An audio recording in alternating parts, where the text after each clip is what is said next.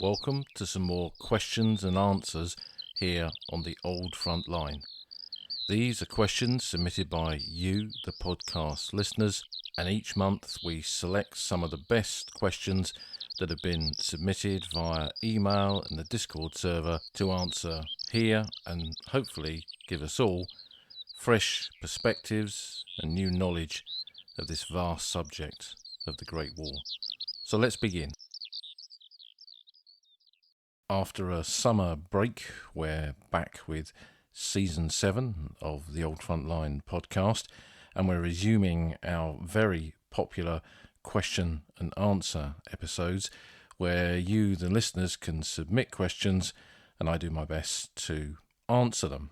And the kind of feedback I'm getting on these is very, very positive. People like the fact that we tackle subjects in a concise and kind of short way, but then with the possibility perhaps further down the line of having an entire podcast on that subject. And yes, I know I'm always promising new episodes, but it's all food for thought, and hopefully one or two of you emailed me over the summer break and said, are you running out of ideas? Is that why you're having a break? That wasn't the reason at all. I've just had a very busy period and I needed a holiday, which I did have, and I couldn't entirely get away from the Great War, as perhaps I'll return to on the podcast. But there's no shortage of ideas out there and no shortage of subjects for us to cover. So all of our questions this week have been submitted via email. There's two main ways that you can submit a question. One is by email, the other one is on the Old Front Line Discord server where you can log on there and you can post a question. You can also send a text message in as well. There's something called fan mail, which is a service provided by Buzzsprout, who are the hosts of the podcast, and you can send a text message through and it comes to me through my inbox with the podcast provider. I can't reply to those, though. One or two of you have asked me things to do with the actual podcast, to which I can't reply because they don't supply me with your number to text you back. So if you've got any kind of general questions, send those in by email. So three main ways: email, Discord server, and so-called fan mail. And please do keep sending them in. We got plenty in the inbox to keep us going for quite some time, but it's always good to get new ones as well. And to be honest, new questions come in almost every day. And remember, there's no such thing as a silly question. So if there's something you've always wanted to ask away, and we'll do our best to answer it. So let's get down to this week's question. The first one comes from Joe Jeffrey. How did the British Army recognise itself following the end of the First World War? You've often mentioned how by 1918 the regimental system had completely broken down, especially with conscription, so where did they even begin? Were certain units disbanded first? How did they decide who was and wasn't allowed to be discharged? And what options, if any, were given to the millions of men who no longer had a war to fight? One thing I'm particularly curious of, if whether any conscripts found they'd enjoyed military life and chose to stay despite being drafted in, possibly against their will initially. This is a really great question, Joe. In fact, several questions, really. First of all, the British Army was a very different army in 1918 to the one that had gone to war 4 years before. That was a volunteer, professional army, a regular army, backed up with part-time soldiers, territorials, reservists, special reservists, all those kind of different facets of army, pre-war army service that we've spoken about in previous podcasts. But it was a small army, and it was an army that dwindled away on the battlefield pretty rapidly in 1914, leading to the creation of the new army, and eventually by 1916, as the war moved more and more towards this industrial scale of warfare, with killing and casualties on an industrial scale, it moved towards a conscript army, which most other European armies had been initially at right at the beginning of the war anyway. So Britain had gone through this transformation, its army had gone through this transformation. It had also emerged from the war as an incredibly professional army again, a modern army fighting modern battles in a modern way with new modern technology, whether that's radio sets in aircraft transmitting Morse, or tanks and artillery and infantry and everything else cooperating on the battlefield. the whole kind of orchestra of warfare had been brought together by the British, not just the British. And when we use that phrase, we're talking about the British Expeditionary Force. That includes contributions, of course, from Australia, Canada, New Zealand, South Africa, and all of the other nations that fought as part of that BEF. But in terms specifically of the British Army, when the war came to an end, how did they begin essentially the tearing down of that institution? Because the army of that size was no longer needed. Now Germany was defeated. They'd already begun it in some respects in the early part of 1918 before the German offensive, when, due to the lack of reinforcements on the Western Front, one infantry battalion in every brigade had been disbanded, and they'd gone for the most junior battalion in each brigade in most cases. So when it came to the reduction in the size of the army towards the end of the war, kind of a similar approach was done, but all of the so-called service, the wartime raised battalions, were essentially doomed, really, because they'd been formed for wartime service only. So you see the kind of pulling down of that institution, and you see the shrinking of the size of territorial battalions, because in most cases each territorial battalion had become its own kind of mini regiment and formed multiple battalions. The 1st, 4th, the 2nd, 4th, the 3rd, 4th battalion, for example, of the Royal Sussex Regiment is a good example, one of my old county regiments that I was particularly interested in. Those battalions, the 2nd, 4th, 3rd, 4th, are disbanded, and the 4th battalion came into being once more. So gradually the size of the army shrinks. But of course there are hundreds of thousands, millions of men still on active service. Some become the nucleus of what becomes the British Army of the Rhine, serving in Cologne along the Rhine as part of the occupation, the post-war occupation of Germany. Others remain in camps in France and Belgium. Some go out on some very early battlefield tours to visit parts of the battlefield while they're waiting demobilisation. And when you read the war diaries of units that are awaiting demob, you can see they're shrinking almost every day. 50 men go, 100 men go, and gradually these proud battalions would not march home as a whole in triumph. They would disappear in penny packets, something that quite a few observers at the time thought was a sad thing, that the people back home would never see these proud battalions for what they were, only handfuls of men emerging from demobilisation centres. And those men were then sent back to Britain, sent to these demob centres, and transformed instantly from soldier back to civilian. Now, not everyone was discharged, of course. Some men were regular soldiers, had gone right through the war. My Uncle Dan had joined up before the war, served with the Essex Regiment, multiple battalions, wounded multiple times, ended up in the Labour Corps, and when the war came to an end, he was then sent back as part of his regular service to his old regiment, the Essex, and he served with them until 1924, when his 12-year period of service came up. Others in the territorials were pre-war territorial soldiers. They often stayed on, so they didn't take a discharge either. They continued their territorial service beyond the end of the war. But the new army men and the conscripts, they were different, of course, because they had enlisted generally for 3 years or the duration of the war, whichever was longer. And when the war came to an end, under the terms of their enlistment, they could be demobilised and sent back home. Now, they were citizen soldiers in the very kind of definition of that phrase, because these were men who'd been civilians before the war, and the war had dragged them into khaki or whatever part of the services it was. These men did not have to continue to serve once their demobilisation was confirmed, and generally the quicker you went home was dependent on when you'd enlisted. So the ones that enlisted at the beginning of the war, in theory, went home first, although again, when you look at war diaries, that doesn't always appear to be true. But to answer your question, quite a lot of men who enlisted as volunteers and men who were conscripted came to like army life so much that they volunteered for something else. So, for example, quite a lot of men on the Western Front, as the war came to an end, volunteered to join the British Army that was going off to Russia to take part in the Russian Civil War, to fight alongside the White Russians that were loyal to the Tsar, although he was now deceased, and continue the fight against Bolshevism. there. So men who'd served on the Western Front, volunteered and ended up in Russia as part of that post-war army that served there from 1918-19 on into the early 1920s.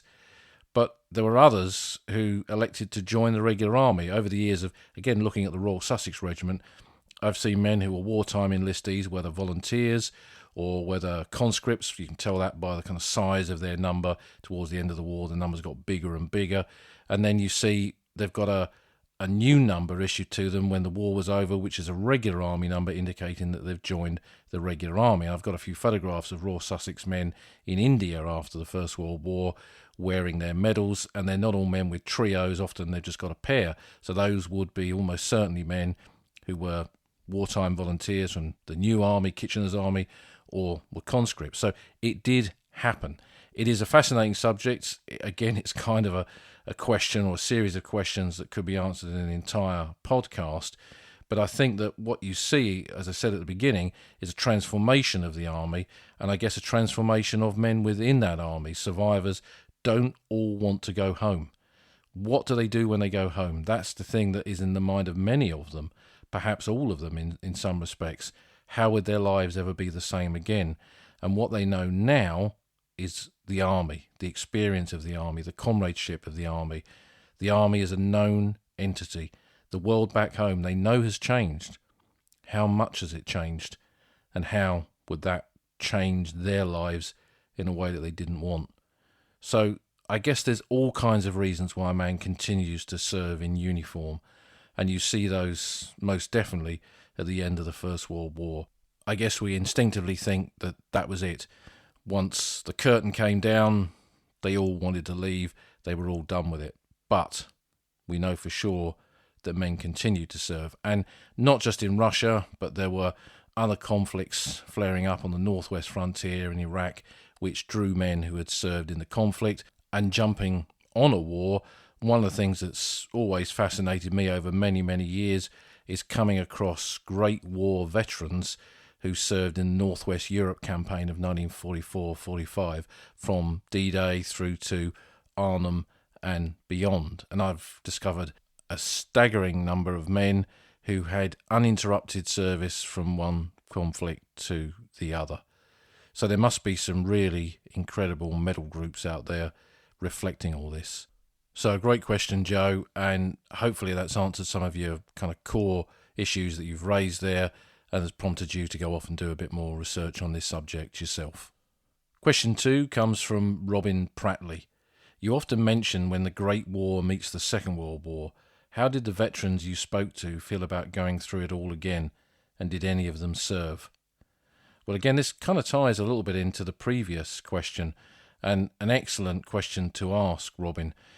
Of those men that I interviewed, pretty much all of them served in some capacity in the Second World War. Whether that was, and probably well over half of them served in the Home Guard, local defence volunteers, and then the Home Guard. Others were ARP wardens, were fire watchers, all of those kind of home front jobs that we think of that were so vital on that home front in Britain during the Second World War. A few of them had continued to serve as territorials. One had been a machine gun corps officer by the end of the war, having started the Great War in the Queen's Westminster Rifles. He then served in an territorial infantry battalion, came across to France in 1939-40.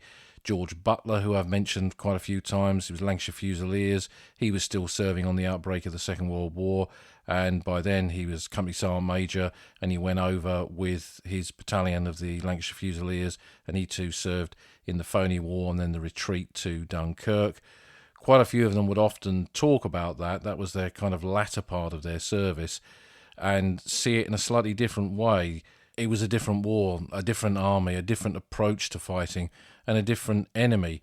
Although Kaiserism, the threat of Kaiser Wilhelm II, was as great to the generation of the First World War as Adolf Hitler was to the Second, I think those men who had been at the kind of sharp end of World War II perhaps saw more of that threat, particularly those who had served in the retreat to Dunkirk, where they'd seen the Germans massacre civilians, aircraft come down and strafe long columns of civilians pushing their belongings, quite clearly not military targets. A lot of them had kind of it defines their view of the justice of the conflict, the reason for the conflict. And I guess they had different experiences in that to those that they'd had in the trenches of the Western Front. Not many of them who were in the BEF in 39-40 really reflected on the fact that they were kind of back where they'd been in the previous conflict. I guess they thought, well, you join up, you got to be prepared to take a joke, as the old army saying goes, and the joke is you're back where you were a generation before. That's kind of what the infantry or the army is all about. A couple of the veterans that I interviewed had lost sons in the Second World War. One in particular that I can think of, his son was killed with the RAF, and I think it kind of gave him a new definition of what sacrifice was about. He'd seen it with his own eyes, with his comrades killed in the First World War, but when it's your own son, who you having fought a war to end all wars, and you witness your own son going off to fight again, it must have felt very difficult, strange, and it must have been a hard time for men and women like that who had gone through the Great War to see children have to serve again just a couple of decades later. So I think it kind of created a mix of emotions in men and women who'd been involved in the Great War, witnessed the Great War, been affected by the Great War, to have to serve in some capacity, go through another conflict and see, in some cases, certainly for the women who'd seen the war from afar, accept the scale of loss, to them to see destruction and death on their doorstep as bombs rained down on British towns and cities. It was another aspect of how British society was changed forever in the 20th century. But one veteran that I interviewed had a kind of different experience of serving in both the First and the Second World War, and that was Herbert Sulzbach, who was a German veteran, a Jewish German veteran. He'd served in the field artillery in the First World War, and he wrote a book about his experiences called With the German Guns, which I don't think is still in print, but it's out there somewhere, not too difficult to find. I met him at a Western Front meeting in London in the 1980s, and he was particularly noticeable because he wore German medals from the First World War and then had a British Defence and War Medal from World War II. So he was someone, obviously, that attracted my attention simply by the gongs on his chest. And what had happened to him is that he fled Nazi Germany in the 1930s. The writing was very much on the wall. It was difficult for men like him, Jewish Germans, to come to Britain in that period. Britain wasn't taking everybody, by no means were they doing that. But he managed to get across to Britain, and when the war broke out, he wanted to do his bit to fight Hitler, so he volunteered to join the British Army. Because of his German background, because of his previous service, I guess, he was accepted, but in a non-combatant role. A lot of men like him ended up in the Pioneer Corps, which was a part of the British Army that did labouring tasks and various other things, but didn't necessarily carry weapons. But once large numbers of German prisoners of war were taken, particularly senior officers, there was a requirement for German speakers who could translate what they were saying. And in quite a few locations in Britain, men like Sulzbach found themselves doing this kind of work, most notably at Trent Park in London, where very senior German officers were held in a kind of country house which was bugged, and Jewish Germans were down in the cellars listening to the bugging devices and noting down what they were saying, and all kinds of important intelligence information came out of this, as well as some of the first evidence of the Holocaust. So that's a kind of very different way, in this case, of how the First World War meets the Second. And I've never seen a figure for the number of men who had been in the Great War who went on to serve in the Second, but it must be pretty high. Again, going back to what I was saying earlier in how I've kept an eye out for men who had been in the Great War, who served in Northwest Europe. I've come across a lot of these. But if you look at naval casualties from World War II on some of the great memorials like Portsmouth and Plymouth and Chatham, there are a lot of senior naval officers who went down on ships, and naval casualties in the Second World War were much higher than in the First. These are men who had served in the Great War as junior officers on ships in that conflict. So there's quite a big connection. As I often say, you can't see these two great conflicts in isolation. They're part of the same story. And for me, they've sat side by side in my life, all of my life, really. And so much of their story, of their crisscross paths, do just that, cross paths, and tell us so many fascinating stories as a consequence of it. So thanks for that, Robin. And we're on to question 3 now from Simon. I've been wondering how battalions dealt with the loss of manpower due to the many casualties that each inevitably suffered. Were replacements always being trained in readiness to fill the gaps, or were they supplied by other battalions? Did countries have different methods for dealing with replacements? For example, my granddad fought for the 4th Canadian Mounted Rifles, who on 2nd of June 1916 participated in the Battle of Mount Sorrel, and according to the war diary, the battalion went into the line with 22 officers and 680 men. On 4th of June, only 3 officers and 73 men were left, all others being killed, wounded, missing or taken prisoner. This is clearly not an uncommon incident, but how did battalions recover from such shocking casualty figures? Well, that, Simon, was one of the great problems on the Western Front during the Great War, in particular on the Western Front, but also in other theatres of war like Gallipoli, where attacks would go in and entire battalions would be hammered by trying to assault across no man's land. Essentially, as the war went on, it kind of reflects what we've been talking about earlier in this Q&A podcast, is the changing nature of the army. Regular soldiers get wiped out in 1914, get replaced by reservists, and then they get replaced by wartime volunteers. The same happens with territorials. Pre-war territorials get killed, wounded, go missing, become prisoners of war. They're replaced by men who would join the territorial force as volunteers on the outbreak of the war in the first year or so of the war. And eventually all of these men get replaced themselves as they become casualties by conscripts in those final years of the conflict. In terms of how they did it on the actual battlefields, it was different from nation to nation. When we say nation to nation, we're talking about the nations, the countries within what was part of the British Expeditionary Force. So the British Army used its regimental system, and in some cases they did replace men from that regiment with further men from that regiment, from depot battalions or reserve battalions.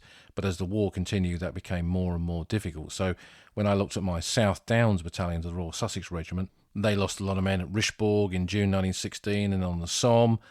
But while they were able to replace some of those initial losses with Sussex men, what you see is men coming from all kinds of different regiments, Norfolks, Suffolks, Queen's Regiment, all this kind of stuff is drawn in, and the whole nature of these units change. I don't think it was a deliberate kind of thing on the part of the army to break down the POWs system. It was just the reality of having this many men under uniform and needing to move men as to where they were needed. And if you look at the way they were dealt with at the base, so a draft of men from a particular regiment would arrive at Rouen in the early years of the war, or at Etaples from late 1916 onwards, Etaples, the base depot there, and they would arrive and they would parade them, and they'd be told every other man 1 pace forward, and they might be in the Duke of Cornwall's Line Infantry, and those men had taken that 1 pace forward. They were now in the Manchester Regiment, who'd just been chewed up at Passchendaele or wherever it was and needed reinforcements. So those men would be on their way to a completely different regiment, not even a different battalion, but a different regiment. And this caused all kinds of problems because certain regiments have certain traditions. Light infantry regiments have a different way of marching. They refer to bayonets as swords and all this kind of stuff. So you suddenly have a man who's trained in one regimental system thrust into another and doesn't really know how to cope with it. And you often find men who are reluctant to take off their old regimental insignia and want to keep it because they're proud of having served in their county regiment or the regiment that they'd joined, and now don't want to serve in this new mob. Who are they? So it did create a lot of problems, and it broke down the kind of cohesion of the army in terms of its regimental structure. Men felt, as we've said, a loyalty to a regiment, and then when they're thrust into a regiment that they don't know, that loyalty drops, and perhaps there is a connection between that and combat performance on the battlefield. In terms of other nations like the Canadians, they operated a similar system because they didn't have regiments, but they had numbered battalions, and those battalions, many of them, were formed in Canada, sent over as drafts to Britain or sometimes as complete battalions, and then they would send replacements to active battalions on the Western Front that were part of the 4 Canadian divisions. In the Canadian Expeditionary Force, they had Canadian districts that grouped together men, often by geography. So you see men in a reserve battalion formed in Saskatchewan. When they're sent to Britain and they're looking for drafts for men with battalions on the front line, you can see a connection to the battalion that they're sent to, because that battalion that's serving on the Western Front, that perhaps has been at the front for quite some time, itself was formed in Saskatchewan. So there's that kind of link that goes on. But again, once conscription comes in, that I would guess changed, and they just put men as and where they were needed, and the whole composition of the Canadian Army would have changed in those final years of the war. In terms of the training that was kind of connected to this, then obviously that was what the focus and the purpose of the base depot was, that you'd bring men in from Britain where they'd been trained to a certain standard there, bring them to Etaples, to the bull ring, give them further training there, and then send them to wherever they were needed. So it became this kind of vast machine of which the men were the moving parts, being sent hither and thither, and often to units, as we've said, that they had no initial connection with.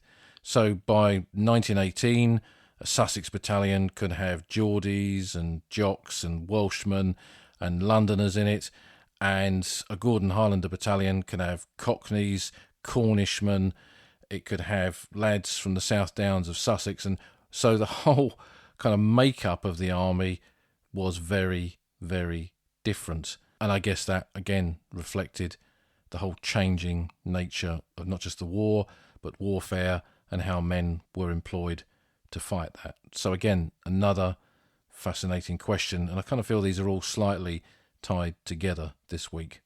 Our fourth and final question comes from Simon Reynolds.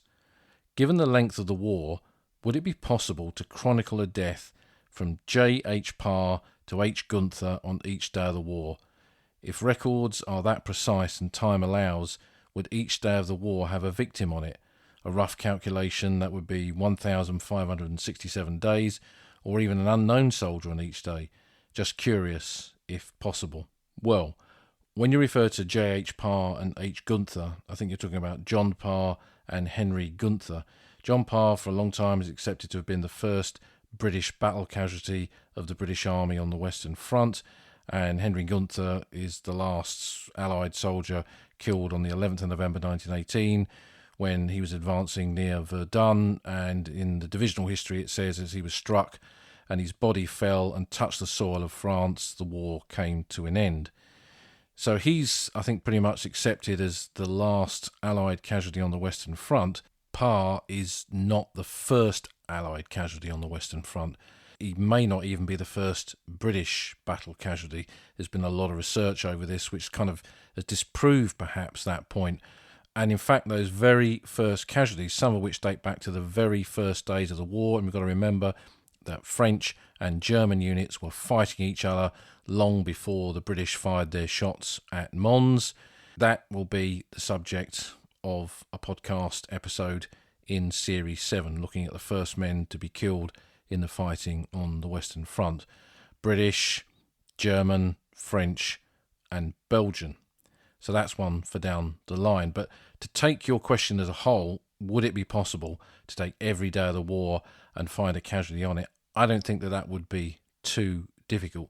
I remember some years ago for a potential television programme, we kind of looked at this, and there did even appear from British and Commonwealth casualties to be someone who had died on almost every day of the war. I think there was an idea to produce some kind of programme during the centenary that would focus on a different casualty every day, but that programme was never made.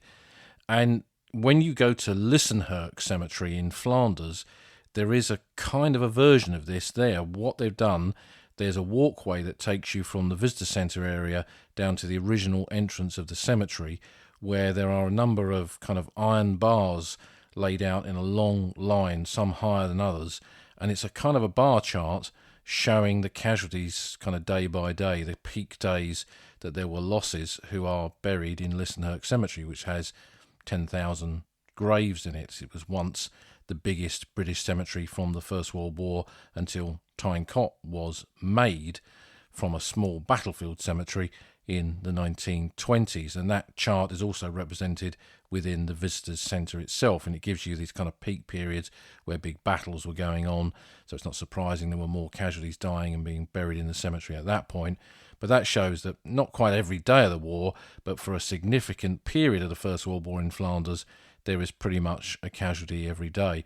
Not necessarily being killed in action in the traditional sense, but perhaps dying of wounds, dying of sickness, dying in an accident, whatever it is. So I think it is certainly possible to produce something like this, and there were one or two websites, again during the centenary, that kind of tied into this with a daily casualty, but it is certainly something that would make a great social media feed and a great project to kind of look into, and it would again show through the individual casualties of that conflict. Often it's difficult to really imagine the scale of losses in something like the First World War, but once you focus down on individuals, I think that's where it becomes understandable in a strange kind of way. So perhaps a project looking at a different casualty for every day of the war would be a useful tool in that. So thanks for that question, Simon. Thanks for all of your questions this week. Keep them coming via email, via the Discord server, via the text link, whichever method you prefer. But keep them coming, and we'll return soon with some more question and answers on the Old Front Line.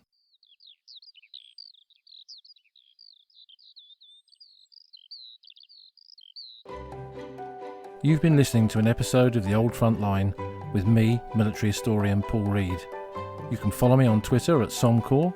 You can follow the podcast at Old Frontline Pod. Check out the website at oldfrontline.co.uk, where you'll find lots of podcast extras and photographs and links to books that are mentioned in the podcast. And if you feel like supporting us, you can go to our Patreon page, patreon.com/oldfrontline, or support us on Buy Me a Coffee at buymeacoffee.com/oldfrontline. Links to all of these are on our website. Thanks for listening, and we'll see you again soon.